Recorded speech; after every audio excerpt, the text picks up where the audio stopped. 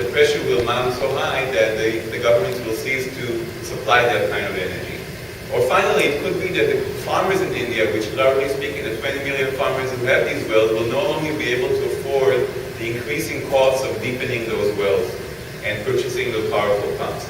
So we're trying to understand how far this current trajectory can go, which of these bottlenecks have a very high percent of electricity used for pumping from the total energy use, and it's already consuming a very large part of the deficit of those states. But still, in most states, there is no reform during which they supply this electricity. So it could be we're also beginning to see the energy crunch at play. I'd like to tell you a little bit more in detail about an area in India, a focus area where we do field work, which illustrates really the severity of this problem and how far the present trajectory can go. So we work in an area in the northern areas of the state of Gujarat, the semi-arid region, which is in a very advanced state of depletion. And the main take-home point I want to show you here is that what this will show you is that despite the fact that there are indications that all of these three bottlenecks are already reached and water tables are extremely deep, still, even in that extreme situation, there is very little adoption of improvement of water efficiency. So basically, in this area, water tables, according to observation wells, have fallen by about 3 meters per year for the last 3 decades. So that's a very dramatic rate of depletion. And we actually confirmed that by doing surveys with farmers and asking them to recall the water tables in their wells, and the results here in the blue bars are quite consistent with what monitoring wells indicate, and are even more dramatic. So very dramatic decline of water tables. Of course, to be able to reach those water, this area has very deep wells. The average well is 700 feet deep and uses a 60 or 70 horsepower pump. In India, that's very deep and a very powerful pump. Mostly in India, pumps are 6 or 7 or 5 horsepower. So it's a very extreme situation. And this graph shows you how the depth of these wells has actually gone up over time. In terms of the energy crunch, there are indications this is already happening. This is the only state in India that has been forced to reform its energy sector and severely cut down on the energy supply for farmers. But still, because the water tables are so deep, what's amazing in this area is that the value of the energy used for pumping this water is actually higher than the value of the crops that farmers generate by using it. And the only way that's possible is because of the political situation where the government is supplying that energy at a very low cost and a flat cost to the farmers. In terms of the hydrological bottom, in terms of water quality, we are also seeing indications that water is running out in that sense. 96% of the wells we surveyed report decreases in water quality, mostly salinity. In fact, most of the area, the water table is already below mean sea level. But also, the water is dusty, there's a lot of minerals, it's warm, and it has fluoride. The average farmer believes that he has 6 years before the water runs out. And finally, in terms of the capital crunch, already the wells have become very expensive as they go deeper, and especially in terms of farming income. So farmers, what they did, they actually got together in cooperatives to be able to share the cost of drilling such deep wells and purchasing such powerful pumps.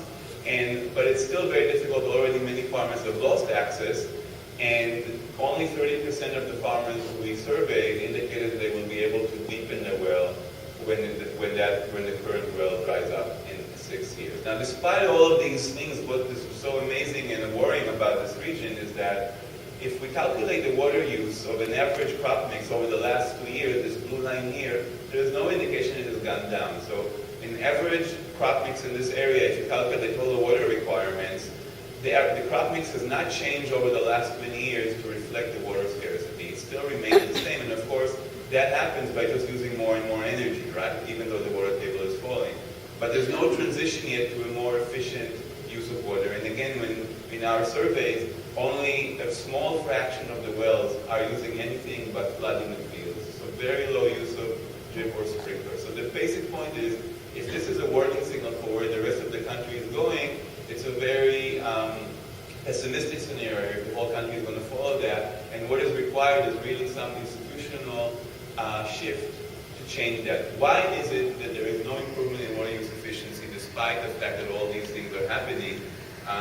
Well, a big part of it is because energy is provided for free. Now, what I want to just tell you here is that some of the water table may seem to indicate that there is a bit of stabilization over the last few years, But we are not sure at all that that's actually happening, because that, if you look at this over time, there's a high correlation between the recharge from rainfall, the water table drop over a season, and how much rainfall fell during that monsoon. So that stabilization of the last few years may very well be a result of high rainfall during the last year, which may be just a decadal signal. It may not indicate that there is actually a stabilization in this region.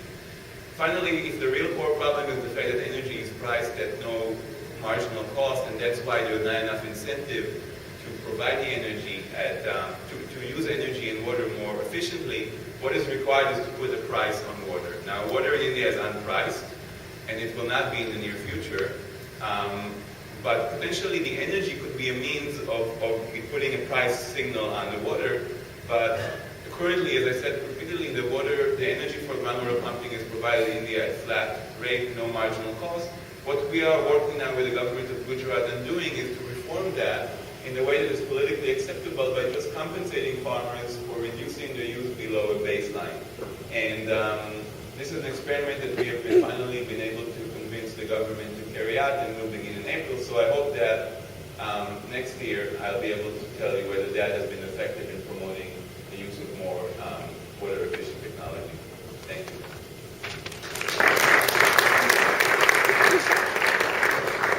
We have time for one question. Are you sure that just making the irrigation more efficient will improve things? I mean, certainly it will improve, but will it be enough? No, we're not sure. It's not clear whether that will make water use go down to the sustainable level. So that's one good point. The second point is we have to realize that even if water use efficiency is improved, right now most farmers who use drip or sprinkler use it in order to expand their irrigated area. So it's important to make sure that the improvement in water use efficiency is used to produce the same amount of food with less water, rather than use the same water to provide more food, which will be beneficial, but from the strict point of view of hydrological sustainability, that will not improve anything, of course. In that particular area, there's cotton, wheat, castor, and fodder. In other parts of India, it's mostly rice that is agriculture. Our next speaker is